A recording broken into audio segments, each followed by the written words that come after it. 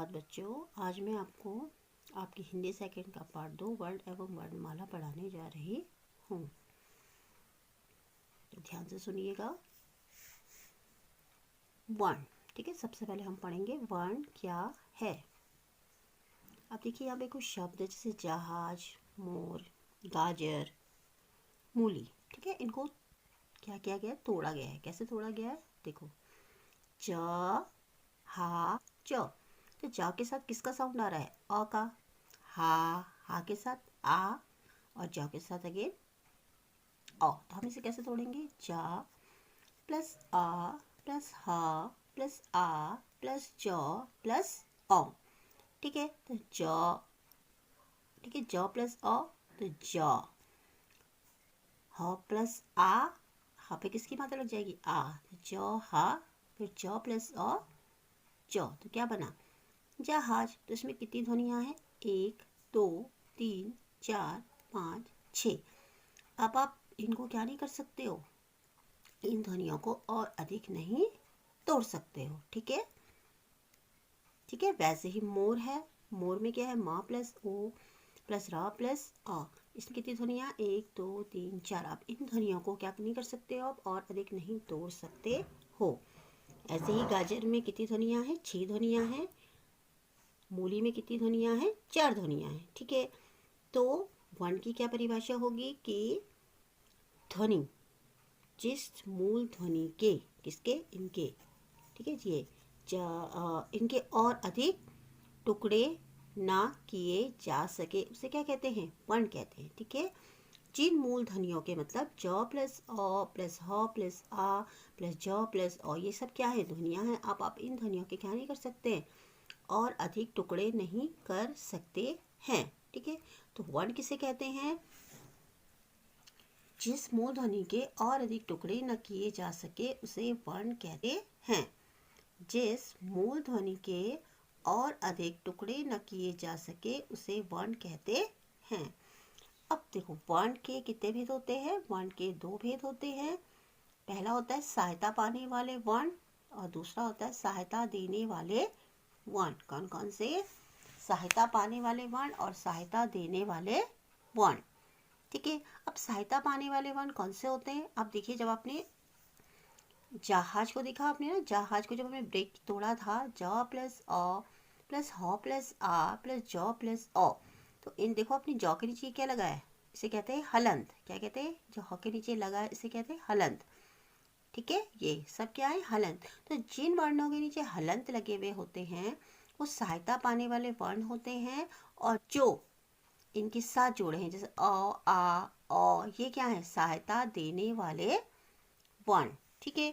तो हलंत लगे वर्ण अपनी ध्वनि को अ आ ई री उ ऊ ए ऐ ओ औ इनकी सहायता से क्या करते हैं? पूरा करते हैं, ठीक है। तो हलंत लगे हुए वर्ण अपनी ध्वनि को अ आ ई उ री ए ऐ ओ औ इनकी सहायता से क्या करते हैं? पूरा करते हैं। तो सहायता देने वाले वर्ण कौन से होते हैं? अ आ ई उ री ए ऐ ओ औ, ये है सहायता देने वाले, ठीक है। इन्हें स्वर भी कहते हैं। स्वर होते हैं सहायता देने वाले। एंड का खा गा घा, ये क्या है? सहायता पाने वाले वर्ण, ठीक है। अब देखिए, प्रत्येक भाषा में अपने वर्ण निर्धारित होते हैं। जैसे आपको पता है कि इंग्लिश में कितने वर्ण होते हैं? टोटल 26।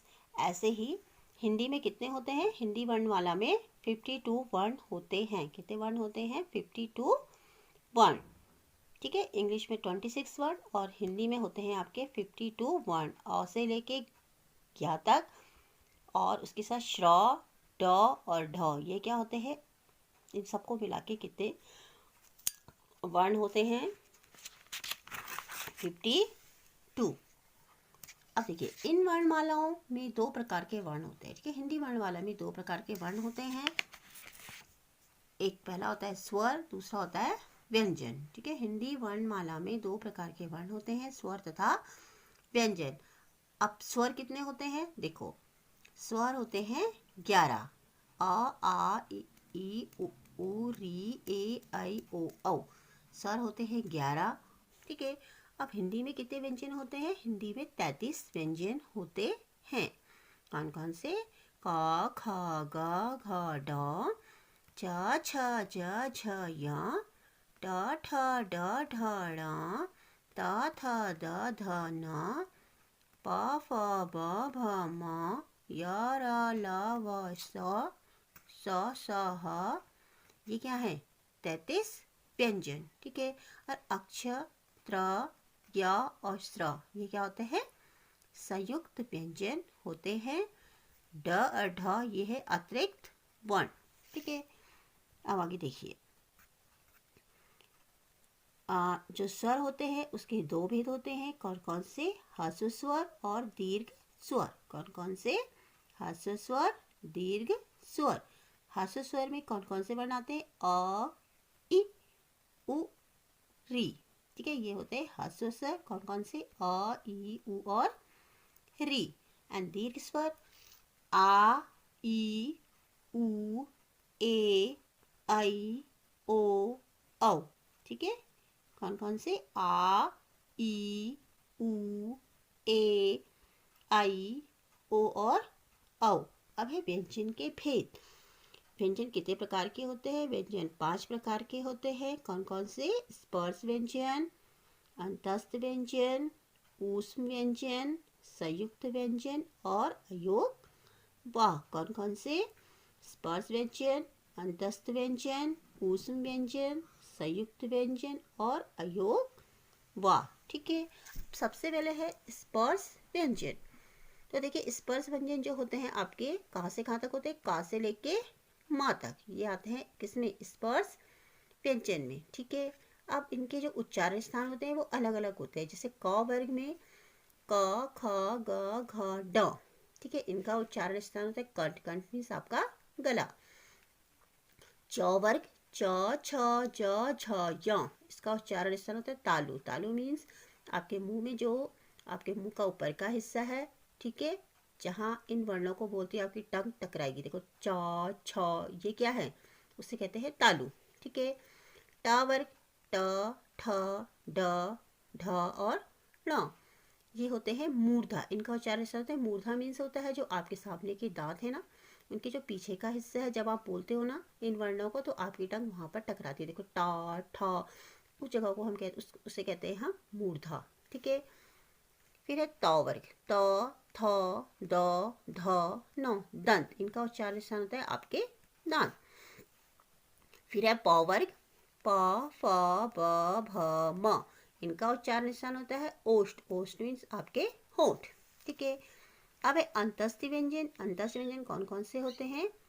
य, र, ल, व। ये हैं आपके अंतस्थ व्यंजन। कौन से? य, र, ल और व। ऊष्म व्यंजन श, स एंड ह। कौन कौन से? श, स एंड ह। ठीक है, संयुक्त व्यंजन अक्ष, त्र, ज्ञ एंड श्र। कौन कौन से? अक्ष, त्र, ज्ञ एंड श्र। अब है अयोग वाह। अयोग वाह ना तो स्वर होते हैं और ना ही व्यंजन। ठीक है, अयोग वाह कितने प्रकार के होते हैं? अयोग वाह 3 प्रकार के होते हैं। कौन कौन से? अनुस्वार, अनुनासिक और विसर्ग। कौन कौन से? अनुस्वार, अनुनासिक और विसर्ग। तो अनुस्वार जो होते हैं अंके बिंदु वाले शब्द। ठीक है, अनुस्वार कौन से होते हैं? अंके बिंदु वाले शब्द। अनुनासिक चंद्र बिंदु वाले शब्द। अनुनासिक कौन से होते हैं? चंद्र बिंदु वाले शब्द। विसर्ग अह वाले शब्द। विसर्ग होते हैं अह वाले शब्द। तो बच्चों, ये था आपका पार्ट 2। अब मैं आपको मिलूंगी अगले वीडियो में। तब तक के लिए बाय। अपना ध्यान रखिएगा। धन्यवाद।